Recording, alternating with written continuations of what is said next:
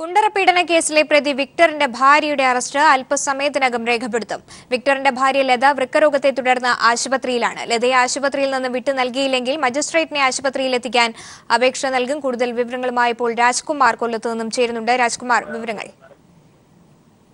അല്പസമയത്തിനകം കൊട്ടാരക്കര അന്വേഷണ ഉദ്യോഗസ്ഥനായ കൊട്ടാരക്കര DSP കൃഷ്ണകുമാർ ഇവിടെ എത്തിച്ചേരും. കുണ്ടറ താലൂക്ക് ആശുപത്രിയിലാണ് ഈ മുത്തശ്ശി ലത ചികിത്സയിലുള്ളത്. ഇവരുടെ 2 വൃക്കകളും തകരാറിലാണെന്ന് നിലവിൽ തന്നെ പോലീസിന് മെഡിക്കൽ റിപ്പോർട്ട് നൽകിയിട്ടുണ്ട്.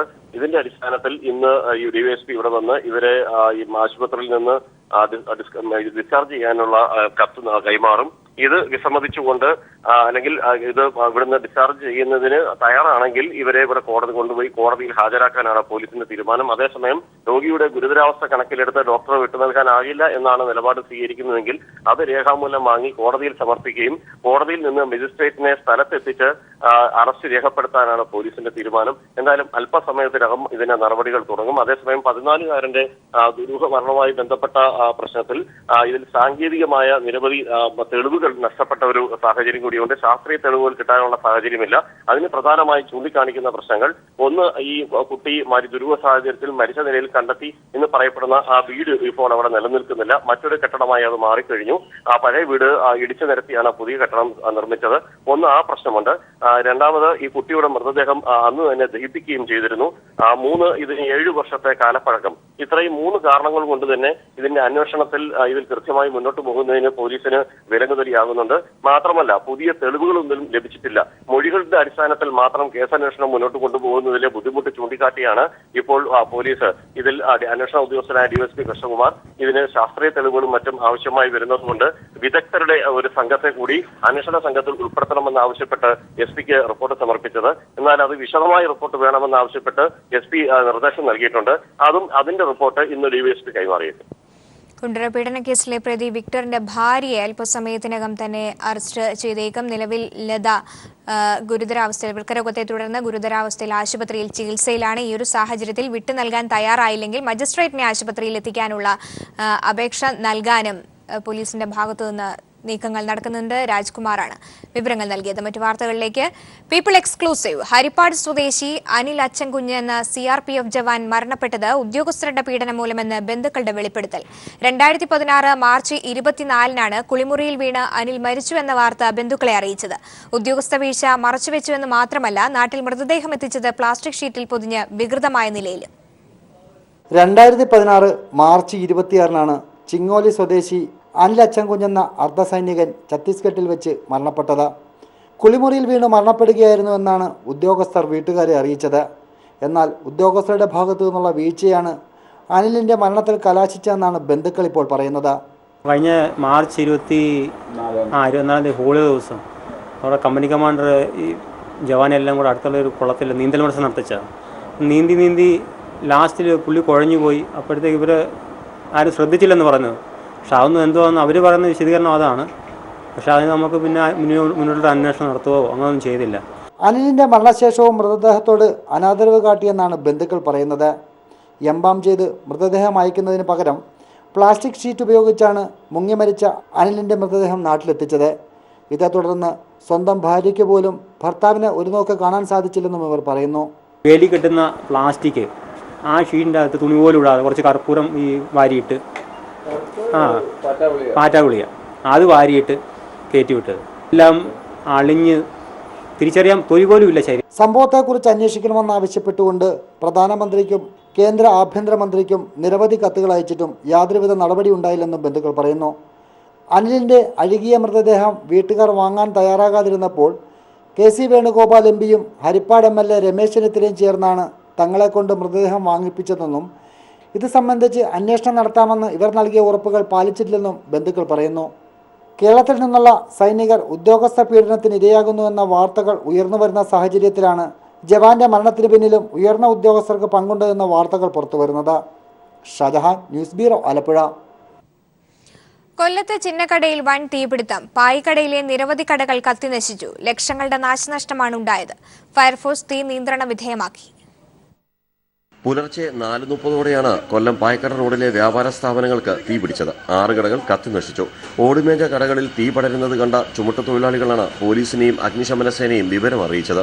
ചാമക്കടയിൽ നിന്നെത്തിയ ഫയർഫോഴ്സ് യൂണിറ്റും പോലീസും തൊഴിലാളികളും ചേർന്ന് തീയണയ്ക്കാനുള്ള ശ്രമം തുടരുന്നതിനിടെ കടപ്പാക്കടയിൽ നിന്നും മറ്റ് സ്ഥലങ്ങളിൽ നിന്നും കൂടുതൽ യൂണിറ്റുകളെത്തി. തുണിക്കടയിൽ നിന്ന് പടർന്ന തീ ശക്തമായ കാറ്റിൽ മറ്റ് കടകളിലേക്കും ആളി പടരുകയായിരുന്നു. തീപിടുത്തത്തിന്റെ കാരണം വ്യക്തമല്ല. 7 മണിയോടെ തീ പൂർണ്ണമായും നിയന്ത്രണ വിധേയമായി. തീപിടുത്തത്തിൽ ലക്ഷങ്ങളുടെ നഷ്ടം സംഭവിച്ചിട്ടുണ്ടെന്നാണ് പ്രാഥമിക വിലയിരുത്തൽ. ന്യൂസ് ബ്യൂറോ, കൊല്ലം. മലപ്പുറത്ത് മുന്നണി സ്ഥാനാർത്ഥികൾ മണ്ഡല പര്യടനത്തിലേക്ക്. LDF സ്ഥാനാർത്ഥി അഡ്വക്കേറ്റ് MP ഫൈസലിന്റെ തെരഞ്ഞെടുപ്പ് പര്യടനത്തിന് പെരിന്തൽമണ്ണയിൽ ഇന്ന് തുടക്കമാകും. UDF സ്ഥാനാർത്ഥി PK കുഞ്ഞാലിക്കുട്ടിയുടെ മണ്ഡല പര്യടനം നാളെ ആരംഭിക്കും. നാമനിർദ്ദേശ പത്രികയുടെ സൂക്ഷ്മ പരിശോധന പൂർത്തിയായതോടെ മുന്നണി സ്ഥാനാർത്ഥികൾ പ്രചാരണ രംഗത്ത് കൂടുതൽ സജീവമാവുകയാണ്. LDF സ്ഥാനാർത്ഥി MP ഫൈസൽ ഇന്ന് പെരിന്തൽമണ്ണ മണ്ഡലത്തിൽ നിന്ന് പര്യടനം തുടങ്ങും. കിടങ്ങിലാണ് ആദ്യ സ്വീകരണം. വലിയ ആത്മവിശ്വാസത്തോടെയാണ് മുന്നോട്ട് പോകുന്നതെന്ന് MP ഫൈസൽ പറഞ്ഞു. 4 ദിവസം കൊണ്ട് തന്നെ ഈ പാർലമെന്റ് മണ്ഡലത്തിലെ 7 നിയോജക മണ്ഡലങ്ങളിലെ വിവിധങ്ങളായ പ്രദേശങ്ങൾ സന്ദർശിക്കാൻ വേണ്ടി കഴിഞ്ഞു. എല്ലാ വിഭാഗം ആളുകളെയും ആദ്യ റൗണ്ടിൽ തന്നെ പരമാവധി കേന്ദ്രങ്ങളിൽ ചെന്ന് കാണാൻ വേണ്ടി കഴിഞ്ഞു. തീർച്ചയായിട്ടും നല്ല പിന്തുണയും നല്ല പ്രോത്സാഹനവുമാണ് അവരുടെ ഭാഗത്തു നിന്ന് ലഭിച്ചത്. നിയമസഭാ മണ്ഡലം കൺവെൻഷനുകൾ പൂർത്തിയാക്കി LDF UDF മുന്നണികൾ ബൂത്ത് തല പ്രവർത്തനം ശക്തമാക്കി കഴിഞ്ഞു. UDF സ്ഥാനാർത്ഥി PK കുഞ്ഞാലിക്കുട്ടി നാളെ മണ്ഡലതല പര്യടനം തുടങ്ങും. 2ാം ഘട്ടത്തിൽ പ്രമുഖ നേതാക്കളെ രംഗത്തിറക്കിയുള്ള പ്രചാരണത്തിനാണ് UDF തയ്യാറെടുക്കുന്നത്. NDAയുടെ അസംബ്ലി കൺവെൻഷനുകൾ പൂർത്തിയാകുന്നതോടെ സ്ഥാനാർത്ഥി പര്യടനം ആരംഭിക്കും. മന്ത്രിമാരടക്കമുള്ള നേതാക്കൾ വരും ദിവസങ്ങളിൽ LDFനു വേണ്ടി പ്രചാരണത്തിനെത്തുന്നുണ്ട്. News bureau, Malappuram. CPIM സംസ്ഥാന കമ്മിറ്റി യോഗം ഇന്നും നാളെയും തിരുവനന്തപുരത്ത് ചേരും. സർക്കാരിന്റെ പ്രവർത്തനങ്ങൾ വിലയിരുത്തും. മലപ്പുറം ഉപതെരഞ്ഞെടുപ്പ് സംബന്ധിച്ചും യോഗം ചർച്ച ചെയ്യും. CPI ദേശീയ എക്സിക്യൂട്ടീവ് ദില്ലിയിൽ ചേരും. ഉത്തർപ്രദേശ് നിയമസഭാ തെരഞ്ഞെടുപ്പിനെ തുടർന്ന് ഉടലെടുത്ത രാഷ്ട്രീയ സംഭവവികാസങ്ങൾ യോഗം ചർച്ച ചെയ്യും. 5 സംസ്ഥാന നിയമസഭകളിലേക്ക് നടന്ന തെരഞ്ഞെടുപ്പ് ഫലം വിലയിരുത്തും. ദേശീയ തലത്തിൽ മതേതര ജനാധിപത്യ ചേരിയുടെ സാധ്യതകൾ ചർച്ച ചെയ്യും. രാജ്യത്തെ ഉന്നത വിദ്യാഭ്യാസ മേഖലയിൽ നിലനിൽക്കുന്ന ജാതി വിവേചനം, കാർഷിക മേഖലയിലെ പ്രശ്നങ്ങൾ തുടങ്ങിയ കാര്യങ്ങളിലെ രാഷ്ട്രീയ സാഹചര്യങ്ങളും ചർച്ചയാകും. UDF സ്ഥാനാർത്ഥി PK കുഞ്ഞാലിക്കുട്ടി സമർപ്പിച്ച നാമനിർദ്ദേശ പത്രികയിൽ 1 കോളം ഒഴിച്ചിട്ടെന്ന് കാണിച്ച് പരാതി. സൂക്ഷ്മ പരിശോധനാ സമയത്ത് പത്രിക തള്ളണമെന്നാവശ്യപ്പെട്ട് BJP രംഗത്തെത്തിയത് ബഹളത്തിനിടയാക്കി. പിഴവ് ചൂണ്ടിക്കാണിച്ചാണ് റിട്ടേണിംഗ് ഓഫീസർ കുഞ്ഞാലിക്കുട്ടിയുടെ പത്രിക സ്വീകരിച്ചത്. നാമനിർദ്ദേശ പത്രികയിലെ പേജ് നമ്പർ 13-ലെ സ്വത്തുവിവരം സംബന്ധിച്ചുള്ള വിവരങ്ങളിലെ ഒരു കോളമാണ് വിട്ടുപോയത്. ഭാര്യയുടെ പേരിലുള്ള ഈ ഭൂമിയുടെ മൂല്യം കാണിച്ചിട്ടുണ്ടെങ്കിലും നിർമ്മാണ പ്രവൃത്തികൾ നടന്നതിന്റെ വിവരങ്ങളില്ല. എന്നാൽ 1 കോളവും ഒഴിച്ചിട്ടിട്ടില്ലെന്ന് കലക്ടർ പത്രിക സ്വീകരിച്ച സമയത്ത് റെസിപ്റ്റ് നൽകിയിരുന്നു. കോളം ഒഴിച്ചിട്ടത് കാണിച്ച് റിട്ടേണിംഗ് ഓഫീസർ നോട്ടീസും നൽകിയിരുന്നില്ല. ഈ സാഹചര്യത്തിൽ പിഴവ് ചൂണ്ടിക്കാണിച്ച് പത്രിക സ്വീകരിക്കുകയായിരുന്നു. BJP ഇത് സംബന്ധിച്ച് തെരഞ്ഞെടുപ്പ് കമ്മീഷന് പരാതി നൽകിയിട്ടുണ്ട്. ആ ഡിഫക്റ്റ് കണ്ടുപിടിക്കപ്പെടുമ്പോൾ അത് തള്ളാനുള്ള വിവേചന അധികാരം മാത്രമാണ് റിട്ടേണിംഗ് ഓഫീസർക്ക് നിയമപരമായിട്ടുള്ളത്. പക്ഷേ അതല്ലാതെ സ്വീകരിക്കുന്നതാണ് കാണുവാൻ വേണ്ടി സാധിക്കപ്പെട്ടത്. 7 കോളം ഒഴിച്ചിട്ട യൂസഫ് എന്ന സ്വതന്ത്ര സ്ഥാനാർത്ഥിയുടെ പത്രിക സൂക്ഷ്മ പരിശോധനാ സമയത്ത് തള്ളിയിരുന്നു. News bureau, Malappuram. സംവിധായകൻ വിനയനെ വിലക്കിയ സംഭവത്തിൽ പിഴ ഒടുക്കണമെന്ന കോമ്പറ്റീഷൻ കമ്മീഷൻ ഓഫ് ഇന്ത്യയുടെ ഉത്തരവിനെതിരെ അപ്പീൽ പോകുമെന്ന് ഫെഫ്ക ചെയർമാൻ B ഉണ്ണികൃഷ്ണൻ. ആരും വിനയനെ വിലക്കിയിട്ടില്ല. ട്രേഡ് യൂണിയൻ പ്രവർത്തനത്തിലേക്കുള്ള കടന്നുകയറ്റമാണ് കോമ്പറ്റീഷൻ കമ്മീഷൻ വിധിയെന്നും ഫെഫ്ക ആരോപിച്ചു. വിവരങ്ങളുമായി ഇപ്പോൾ സാലി മുഹമ്മദ് ചേരുന്നുണ്ട്. സാലി, എന്തൊക്കെയാണ് വിവരങ്ങൾ? സ്വാമി B ഉണ്ണികൃഷ്ണൻ പറഞ്ഞത് ഇപ്രകാരമാണ്. അതായത് ഇപ്പോൾ തങ്ങൾക്ക് ലഭിച്ചിരിക്കുന്ന പിഴ എന്ന് പറയുന്നത് നാമമാത്ര പിഴ മാത്രമാണ് വിധിച്ചിരിക്കുന്നത്. വേണമെങ്കിൽ ആ പിഴ ഒടുക്കി ഈ കേസ് തന്നെ നമുക്ക് അവസാനിപ്പിക്കാം. പക്ഷെ ഞങ്ങൾ അതിന് തയ്യാറല്ല. കാരണം ഈ വിധി ദൂരവ്യാപക പ്രത്യാഘാതം ഉണ്ടാക്കുന്ന വിധിയാണ്. ട്രേഡ് യൂണിയനുകൾക്കെതിരായ പൊതുവായ നീക്കമാണിത്. ട്രേഡ് യൂണിയനുകളുടെ പ്രവർത്തന സ്വാതന്ത്ര്യത്തിനുള്ള കടന്നുകയറ്റമാണ് ഈ വിധി. രാജ്യത്ത് പ്രവർത്തിക്കുന്ന മുഴുവൻ ട്രേഡ് യൂണിയനുകളെ ഈ വിധി ബാധിക്കും. അതുകൊണ്ട് തന്നെ ശക്തമായി പോരാടാൻ തന്നെയാണ് തങ്ങളുടെ തീരുമാനം. ട്രിബ്യൂണൽ, ഇതിന്റെ അപ്പലേറ്റ് അതോറിറ്റിയായ ട്രിബ്യൂണലിൽ ഉടൻ അപ്പീൽ സമർപ്പിക്കും എന്നാണ് അദ്ദേഹം പറഞ്ഞത്. മാത്രമല്ല തങ്ങളുടെ ഭാഗം പൂർണ്ണമായും കേൾക്കാതെയാണ് കമ്മീഷൻ വിധി പറഞ്ഞത്. തൊഴിൽ തർക്കങ്ങളിൽ ഇടപെടാൻ നിയമപരമായി കമ്മീഷൻ അധികാരമില്ല. ഇത് തൊഴിൽ തർക്കം മാത്രമാണ്. ചരക്കുകളുടെ വിപണനവുമായി ബന്ധപ്പെട്ട നിയമമാണ് ഈ കമ്മീഷന്റേത്. ഈ കേസിൽ ഇടപെട്ടതോടെ യഥാർത്ഥത്തിൽ ഈ തൊഴിൽ തർക്കത്തെ, അതായത് അധ്വാനത്തെ ചരക്കുവൽക്കരിക്കുകയാണ് ഇപ്പോൾ കമ്മീഷൻ ചെയ്തിരിക്കുന്നത്. ഇത് ദൂരവ്യാപക പ്രത്യാഘാതം ഉണ്ടാക്കുന്ന നീക്കമാണ്. അതുകൊണ്ട് തന്നെ ശക്തിയായി ഇതിനെ എതിർക്കും എന്നാണ് ബി ഉണ്ണികൃഷ്ണൻ പറഞ്ഞത്. അതാണ് അതിന്റെ രാഷ്ട്രീയം എന്നും അദ്ദേഹം പറഞ്ഞു. മറ്റൊന്ന്, ഈ കേസിനും ഈ വിധിക്കും ഒക്കെ പിന്നിൽ വലിയ ഗൂഢ നീക്കങ്ങൾ നടന്നിട്ടുണ്ട്. സിനിമാ മേഖലയുമായി ബന്ധപ്പെട്ട ചിലരും ഇതിന് പിന്നിലുണ്ട്. അദ്ദേഹം പറഞ്ഞത് ലിബർട്ടി ബഷീറും അദ്ദേഹത്തോടൊപ്പം നിൽക്കുന്ന ഒരു ചെറുകിട സംവിധായകനും കമ്മീഷനിൽ തങ്ങൾക്കെതിരായി മൊഴി നൽകിയിരുന്നു. ഇതൊക്കെ ഇതിന്റെ തെളിവാണ്. ഇതൊന്നും അംഗീകരിക്കാൻ പോകുന്നില്ല, വഴങ്ങാൻ പോകുന്നില്ല, പോരാട്ടം തുടരുക തന്നെ ചെയ്യുമെന്നാണ് ബി ഉണ്ണികൃഷ്ണൻ അല്പം മുമ്പ് പീപ്പിൾ ടിവിയോട് പറഞ്ഞത്. സാലി, 8 വർഷമായി തനിക്ക് നിലനിൽക്കുന്ന അപ്രഖ്യാപിത വിലക്കിനെ ചോദ്യം ചെയ്തുകൊണ്ടാണ് വിനയൻ ഇത്തരത്തിൽ കമ്മീഷനെ സമീപിക്കുന്ന ഒരു സാഹചര്യം ഉണ്ടായത്. ഇപ്പോൾ വിനയന് അനുകൂലമായി അത്തരത്തിലൊരു കോടതി വിധി വരികയും അതിനെതിരെ FFK ഉൾപ്പെടെയുള്ള സംഘടനകൾ അപ്പീലിന് പോവുകയും നിലനിൽക്കുന്ന ഒരു സാഹചര്യം ഉണ്ടെങ്കിൽ അതിനെ എങ്ങനെയാണ് നോക്കിക്കാണേണ്ടത്? പ്രത്യേകിച്ച് ഒരു കേന്ദ്ര ഏജൻസി ഇത്തരത്തിലുള്ള തർക്കങ്ങളിൽ ഇടപെടുന്നത് ആദ്യമാണെന്നിരിക്കെ തന്നെ.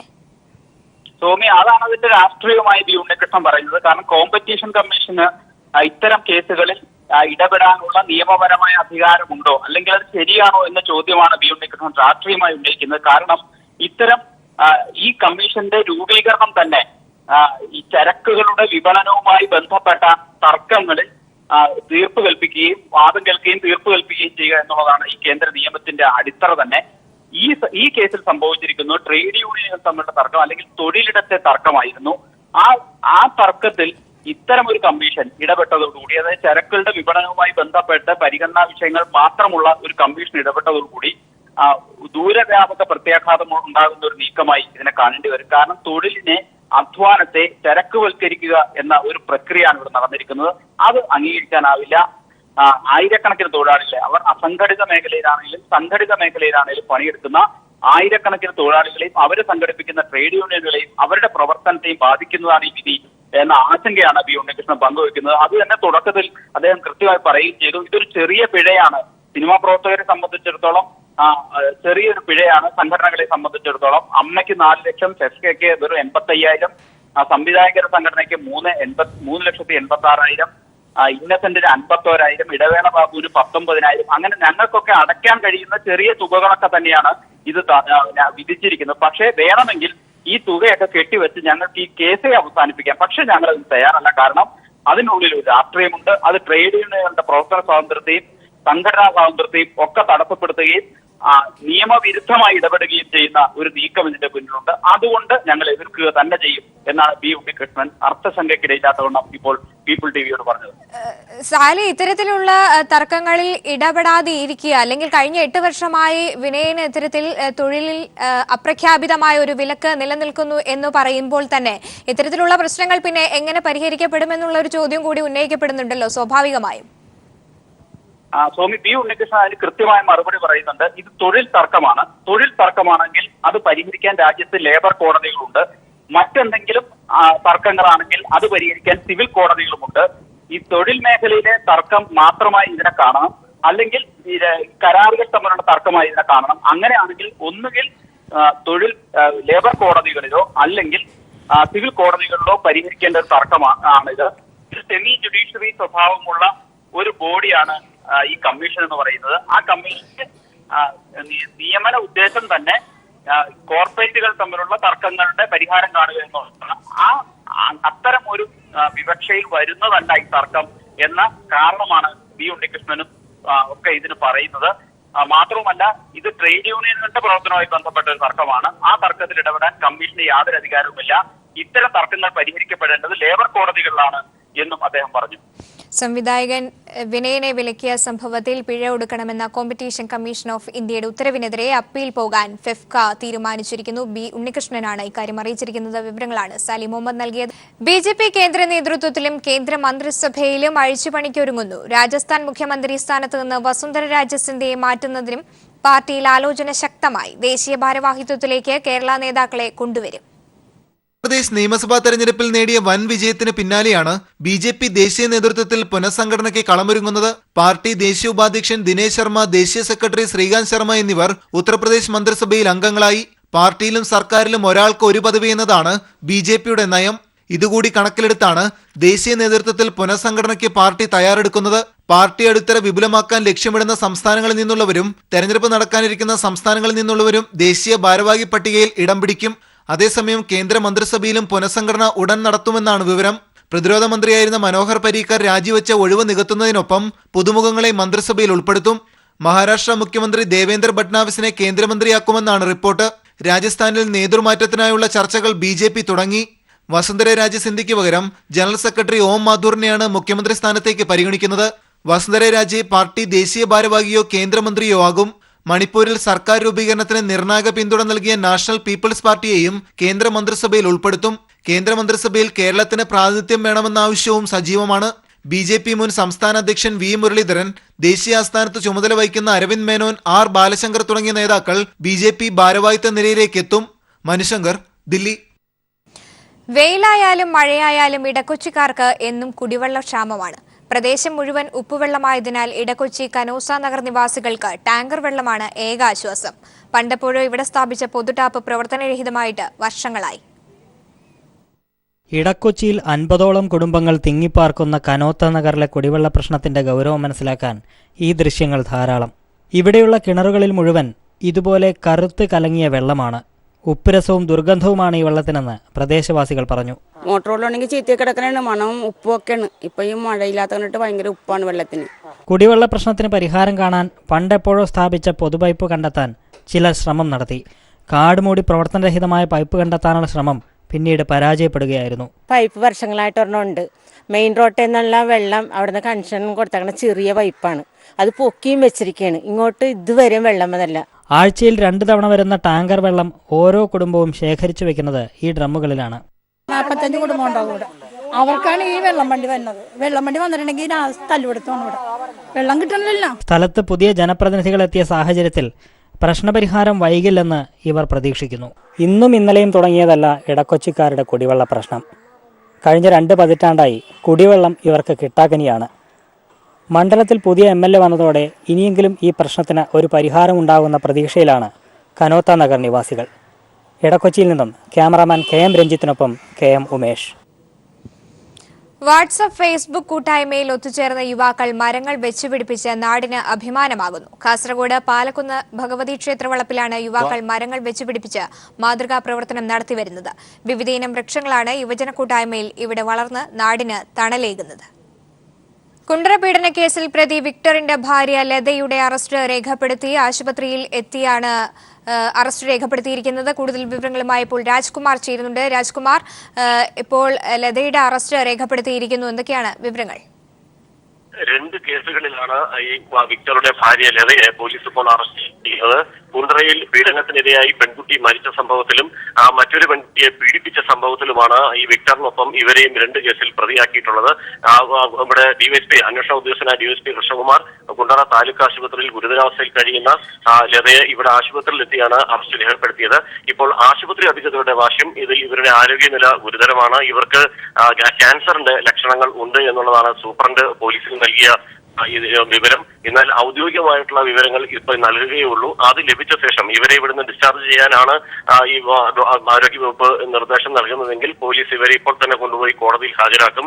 അതേസമയം മെഡിക്കൽ റിപ്പോർട്ടിനകത്ത് ഇവിടുന്ന് ആശുപത്രിയിൽ നിന്ന് കൊണ്ടുപോകാൻ പറ്റുന്ന സാഹചര്യമല്ല എന്നുള്ളതാണ് റിപ്പോർട്ടിൽ പറയുന്നതെങ്കിൽ ഈ റിപ്പോർട്ട് കോടതിയിൽ ഹാജരാക്കി മജിസ്ട്രേറ്റിനെ ഇവിടെ കൊണ്ടുവന്ന് ഇവരെ റിമാൻഡ് ചെയ്യിപ്പിക്കാനാണ് പോലീസിന്റെ തീരുമാനം. എന്തായാലും ആശുപത്രി അധികൃതരുടെ റിപ്പോർട്ട് ലഭിക്കാനായി പോലീസ് കാത്തിരിക്കുകയാണ്.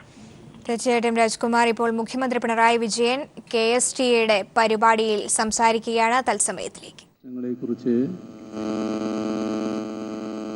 വിശദമായി പഠിക്കുന്നതിനും നിർദ്ദേശങ്ങൾ സമർപ്പിക്കുന്നതിനും ഒരു കമ്മീഷനെ വെച്ചു എന്നത് തന്നെ അങ്ങേയറ്റം അഭിനന്ദനാർഹമായ കാര്യമാണ്. അതിന് ആദ്യമായും KSTAയെ അഭിനന്ദിക്കട്ടെ. ഇവിടെ വേറൊരു പ്രത്യേകത കൂടിയുണ്ട്. പ്രശ്നങ്ങളെക്കുറിച്ച് പഠിക്കാൻ സംഘടനയ്ക്ക് പുറത്തുള്ള വിദഗ്ധരെ നിയോഗിക്കുന്ന സംഘടന എന്ന പ്രത്യേകതയും KSTAക്ക് അവകാശപ്പെട്ടതാണ്.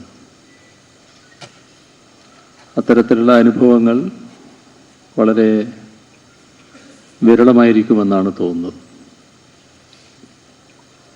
ഇപ്പോൾ KSTA കേരളത്തിലെ അധ്യാപക മേഖലയിലെ ഏറ്റവും കരുത്തുറ്റ സംഘടന എന്ന നിലക്ക് വിദ്യാഭ്യാസ മേഖലയോടുള്ള സംഘടനയുടെ പ്രതിബദ്ധതയാണ് ഇതിലെല്ലാം പ്രതിഫലിച്ച് കാണുന്നത്. പൊതുവിദ്യാഭ്യാസ രംഗത്ത് ഏറ്റെടുത്ത് നടപ്പാക്കേണ്ട കർമ്മ പദ്ധതികളാണ് ഇത്തരത്തിൽ രേഖപ്പെടുത്തിയിരിക്കുന്നത് എന്നാണ് മനസ്സിലാക്കുന്നത്. അത്തരത്തിലൊരു പ്രവർത്തനം നടത്തിയ പൊതുവിദ്യാഭ്യാസ കമ്മീഷനെയും ഹാർദമായി അഭിനന്ദിക്കാൻ ഈ അവസരം ഉപയോഗിക്കുക. ഇതിൽ നിരവധി പ്രശ്നങ്ങൾ കൈകാര്യം ചെയ്തിട്ടുണ്ട്. അധ്യാപകർ ആവശ്യമായ യോഗ്യത നേടിക്കൊണ്ടാണ് അധ്യാപക വൃത്തിയിലേക്ക് കടന്നു വരുന്നത്. പക്ഷേ അധ്യാപക വൃത്തിയിൽ കടന്നു വന്ന് കുറച്ച് വർഷം കഴിയുമ്പോഴേക്ക് തന്നെ നമ്മുടെ നാടിനും ലോകത്തിനും വലിയ മാറ്റങ്ങൾ സംഭവിക്കുന്നുണ്ട്. ഈ കാലാനുസൃതമായ മാറ്റത്തിനനുസരിച്ച് അധ്യാപകരും നവീകരിക്കപ്പെടേണ്ടതായിട്ടുണ്ട്. ഇതിൽ അധ്യാപകരുടെ സ്വയം നവീകരണം, അത് സംബന്ധിച്ചുള്ള നിർദ്ദേശങ്ങളും ഉൾക്കൊണ്ടിരിക്കുന്നു എന്നത് പ്രത്യേകത തന്നെയാണ്. അതുപോലെ വിദ്യാഭ്യാസം ഒരു ഒറ്റപ്പെട്ട തുരുത്തല്ല. നമ്മുടെ സമൂഹവുമായി ഏറ്റവും അധികം ബന്ധപ്പെട്ട് കിടക്കുന്നതാണ്. അപ്പോൾ സാമൂഹ്യ പശ്ചാത്തലത്തിലുള്ള വിദ്യാഭ്യാസത്തിൻ്റെ പ്രത്യേകത ഈ റിപ്പോർട്ടിൽ എടുത്തു പറഞ്ഞിരിക്കുന്നു എന്നതും നല്ലൊരു കാര്യമാണ്. സാധാരണ നിലക്ക് ഏത് മേഖലയിലും കൂട്ടായ്മ ആ മേഖലയെ അഭിവൃദ്ധിപ്പെടുത്താനാണ് ഉതകുക. ഇവിടെയും കൂട്ടായ്മയുടെ പ്രാധാന്യം പ്രത്യേകമായി ചൂണ്ടിക്കാണിക്കുന്നുണ്ട്. അപ്പോൾ ഇങ്ങനെയുള്ള ഈ റിപ്പോർട്ട് സ്വാഭാവികമായും സർക്കാർ സൂക്ഷ്മമായി വിലയിരുത്തും. അതിൻ്റെ അടിസ്ഥാനത്തിൽ ആവശ്യമായ നടപടികൾ സ്വീകരിക്കും എന്നും അറിയിക്കുന്നതിൽ സന്തോഷമുണ്ട്. വിദ്യാഭ്യാസത്തിൻ്റെ ചരിത്രാവലോകനം ഈ റിപ്പോർട്ടിൻ്റെ ഒരു ഭാഗം തന്നെയാണ്. അതോടൊപ്പം ഇന്നത്തെ അവസ്ഥ, വർത്തമാനാവസ്ഥ, ഇതിൻ്റെ അപഗ്രഥനവും നല്ലതുപോലെ റിപ്പോർട്ടിൻ്റെ ഭാഗമായിട്ടുണ്ട്. അപ്പം അങ്ങനെ വരുമ്പോൾ വളരെ വിലപ്പെട്ട ഒരു രേഖയായി തന്നെയാണ് ഈ റിപ്പോർട്ട് മാറാൻ പോകുന്നത്. ഇതിൽ ഇത്തരത്തിലൊരു റിപ്പോർട്ട് തയ്യാറാക്കിയവരെയും അതിൻ്റെ ഭാഗമായവരെയും അതിനാവശ്യമായ സഹായങ്ങൾ ചെയ്തു കൊടുത്തവരെയുമെല്ലാം ഈ ഘട്ടത്തിൽ അനുമോദിക്കട്ടെ. നമ്മുടെ പൊതുവിദ്യാഭ്യാസ രംഗം വലിയ തോതിൽ ദുർബലമായിരിക്കുന്നു എന്നത് ആരും സമ്മതിക്കുന്നൊരു യാഥാർത്ഥ്യമാണ്. അത്തരമൊരു സാഹചര്യത്തിലാണ് ഈ രീതിയിലൊരു കമ്മീഷൻ രൂപീകരിക്കാൻ തയ്യാറായത്. ഇതിൽ എന്തുകൊണ്ടാണ് പൊതുവിദ്യാഭ്യാസ രംഗം ദുർബലമായി പോയത്, അല്ലെങ്കിൽ ദുർബലമാകുന്ന പ്രവണത കാണിക്കുന്നത്? അത് ഏറ്റവും പ്രധാന ഘടകം ഭരണകൂടത്തിൻ്റെ ഇടപെടൽ തന്നെയാണ്. പൊതുവിദ്യാഭ്യാസ മേഖലയെ ശക്തിപ്പെടുത്തേണ്ട ഭരണകൂടം അതിന് ക്ഷീണമുണ്ടാക്കുന്ന തരത്തിലുള്ള ഇടപെടലുകൾ പലപ്പോഴും നടത്തിയിട്ടുണ്ട്. എല്ലാ പൊതു ഇടങ്ങളും ദുർബലപ്പെടുത്തുന്ന നവലിബറൽ നയം ഏറ്റവും കൂടുതൽ പരിക്കേൽപ്പിച്ചത് വിദ്യാഭ്യാസ മേഖലയാണ് എന്ന് പറഞ്ഞാൽ അതിലൊട്ടും അതിശയോക്തിയില്ല. ഇവിടെ രാജ്യത്തുള്ളൊരു പ്രത്യേകത ആഗോളീകരണ നയമാണ് കുറച്ചു കാലമായി ഇന്ത്യ ഗവൺമെൻറ് നടപ്പാക്കുന്നത്. ഈ നടപ്പാക്കുന്ന ആഗോളീകരണ നയം കേന്ദ്രതലത്തിൽ നടപ്പാക്കാൻ തീരുമാനിച്ചപ്പോൾ അതിനേക്കാളും വലിയ വാശിയോടെയും വീറോടെയും ഇവിടെ നടപ്പാക്കാൻ പുറപ്പെട്ടതിൻ്റെ കെടുതി അനുഭവിക്കേണ്ടി വന്നത് പൊതുവിദ്യാഭ്യാസ മേഖലക്കാണ്. നമ്മുടെ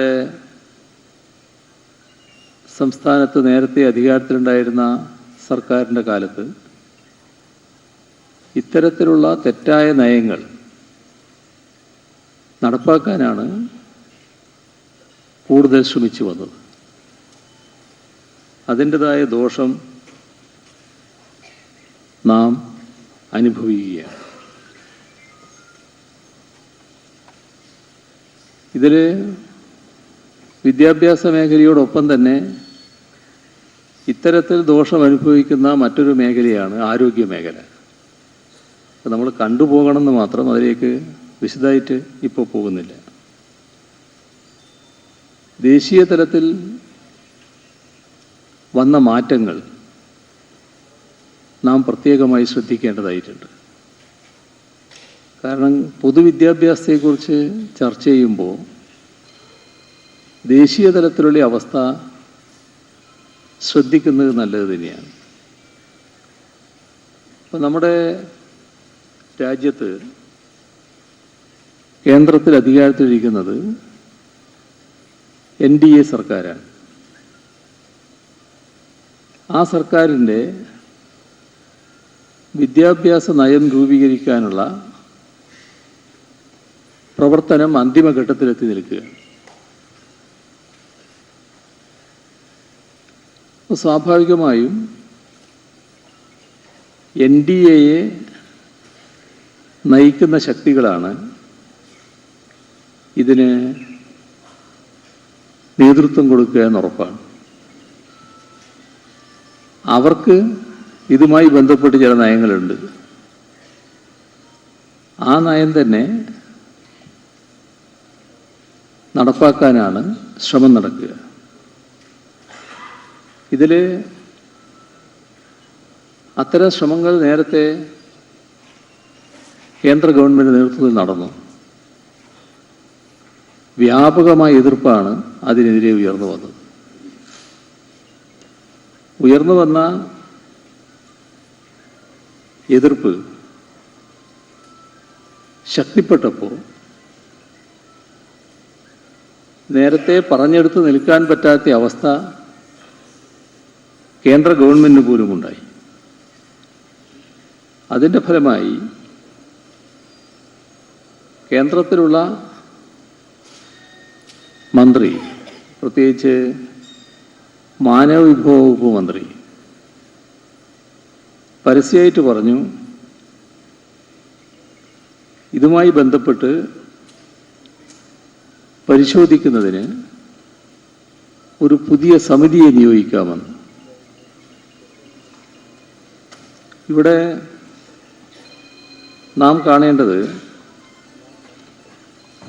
നയത്തിൽ വലിയ വ്യത്യാസമൊന്നും NDA വരുത്താൻ ഉദ്ദേശിക്കുന്നില്ല എന്നത് അവർ തന്നെ പുറത്തുവിട്ട രേഖകളിലൂടെ വ്യക്തമാവുകയാണ്.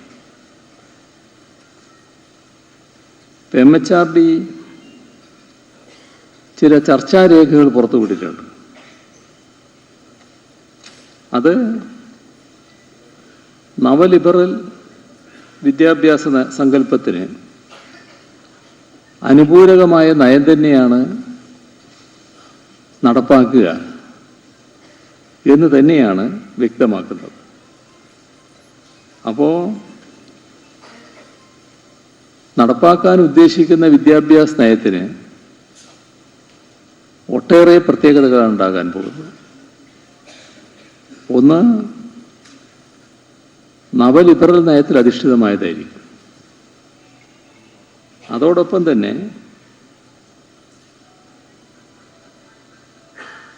സെക്കുലറിസത്തിൽ ഊന്നൽ കൊടുത്തതായിരിക്കില്ല. പ്രത്യേകിച്ച് തീവ്ര വർഗീയ നിലപാടുകൾ, അതിൽ തന്നെ ഹൈന്ദവ വർഗീയതയുടെ അംശങ്ങൾ ഉൾക്കൊള്ളുന്നതാകും